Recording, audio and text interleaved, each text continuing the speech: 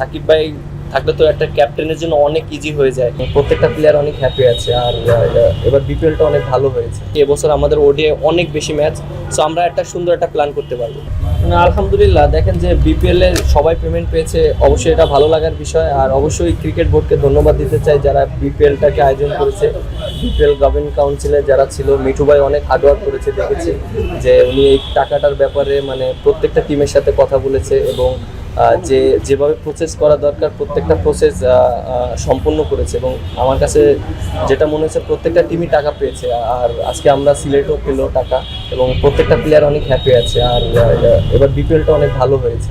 মিরাজ, সামনে তো পাকিস্তান সিরিজ, তার আগে ওয়ানডে বিসিএল আপনারা খেলে আসলে ওভারঅল যদি চিন্তা করেন, বাংলাদেশ সাম্প্রতিক সময় ওয়ানডেটা একটা লম্বা বিরতি দিয়ে খেলছে এবং সাম্প্রতিক সময় যে পারফরমেন্সটা সবচেয়ে ওয়েস্ট ইন্ডিজের বিপক্ষে আমরা হয়তো বা জিতেছে, বাট ওভারঅল যদি চিন্তা করেন এজ এ ক্যাপ্টেন হয়তো বা আপনিও খুব বেশি হ্যাপি হতে পারবেন না।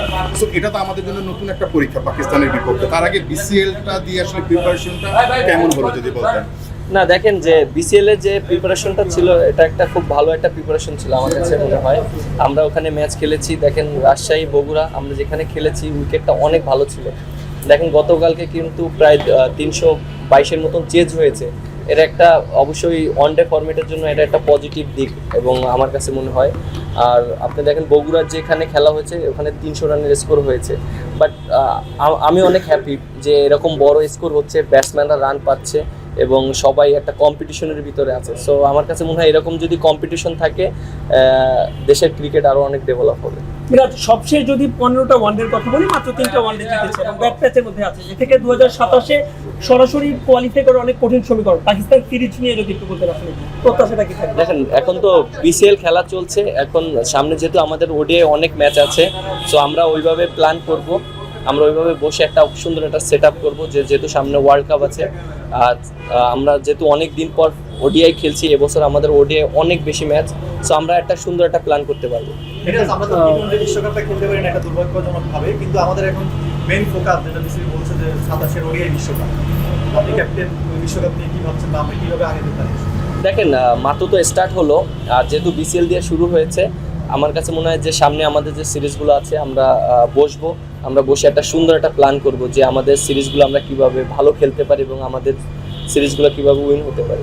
ক্যাপ্টেন যদি দেখেন মিরাজ, সাম্প্রতিক সময় মানে আমাদের 50 ওভারের ম্যাচে 50 ওভার আসলে খেলতে আমরা ব্যর্থ হচ্ছি বারবার। লাস্ট 10টা ম্যাচে বোধহয় 7টাতেই আমরা খেলতে পারিনি, লাস্ট ওয়েস্ট ইন্ডিজের বিপক্ষে খেলেছি। সো এই জায়গাগুলো নিয়ে কি আলোচনা করছেন অ্যাজ এ ক্যাপ্টেন সবার সঙ্গে, যে আসলে কীভাবে ইমপ্রুভ করা যায় বা ওডিআইতে আসলে কিভাবে সেই যে পছন্দের ফরম্যাট সেটা আসলে হয়ে ওঠা যায়?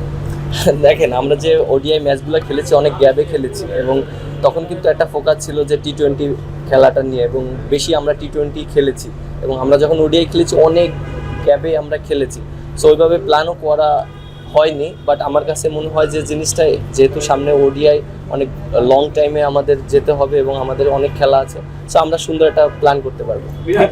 আমাদের কি খুব বেশি কাটাছাড়া করতে চাচ্ছেন? আর সাকিব হাসানের অন্তর্ভুক্ত একটা কথা আছে, সাকিব হাসান আপনার দলের কতটুকু ইম্পর্টেন্ট, কবে থেকে সে থাকলে আপনার জন্য ভালো হয়? দেখেন আপনি যেটা বললেন যে সাকিব ভাইয়ের যে ইস্যুটা, এটা তো সম্পূর্ণটা আমরা সবাই জানি। তা সাকিব ভাই থাকলে তো একটা ক্যাপ্টেনের জন্য অনেক ইজি হয়ে যায় টিম কম্বিনেশন করার ক্ষেত্রে এবং যেহেতু এটা বোর্ডের সাথে আলোচনা চলছে, ক্রিকেট বোর্ডের ডিসিশন, এর আগেও আপনারা শুনেছেন যে সাকিব ভাইয়ের ব্যাপারে সবাই পজিটিভ আছে। বাট আমার কাছে মনে হয় যে যে প্রসেসগুলো আছে সেগুলো যদি সবাই হ্যান্ডেল করতে পারে তাহলে জিনিসটা ইজি হয়ে যাবে। অ্যাজ এ ক্যাপ্টেন মিরাজ, আপনার সঙ্গে কি সাকিবের এই সাম্প্রতিক সময়ে যে এত আলোচনা হচ্ছে, যেহেতু আপনি ক্যাপ্টেন বা 2027 বিশ্বকাপকে কেন্দ্র করেও সাকিবকে নিয়ে অনেক আলোচনা হচ্ছে, যে ওই জায়গাটায় যদি সাকিব আসে হয়তো বা দলের অনেক ভালো হবে, অ্যাজ এ ক্যাপ্টেন আপনিও হয়তো অনেক বেশি হ্যাপি হবেন। সো সাকিবের সঙ্গে আপনি আসলে কথা বলছেন কিনা টুকটাক কোনো কিছু বিষয়? সাকিব ভাইয়ের সাথে সবসময় আমার কথা হয়, খেলার বিষয় হয়, আমরা যখন ভালো খেলি আমাদেরকে অ্যাপ্রিসিয়েট করে এবং ক্রিকেটের বিষয়ে অনেক কথা হয়। আসার বিষয়ে আসলে কি কথা হচ্ছে? আসার বিষয় এখন এটা তো আমরা মনে করেন কি যে এটা একটা কথার মাধ্যমে হচ্ছে, এখন এটা ডিসিশন তো সম্পূর্ণটা আপনারা জানেন যে ক্রিকেট বোর্ড এবং যারা ওনার যে ইস্যুটা আছে এই জিনিসটা আমার কাছে মনে হয় যে তাদের যদি এই জিনিসটা ইস্যুটা সলভ করে তাহলে ওনার জন্য খেলাটা ইজি হয়ে যাবে। আর অ্যাজ এ ক্যাপ্টেন হিসাবে এরকম একটা প্লেয়ার যদি টিমে থাকে এটা আমার জন্য অনেক ইজি হয়ে যাবে।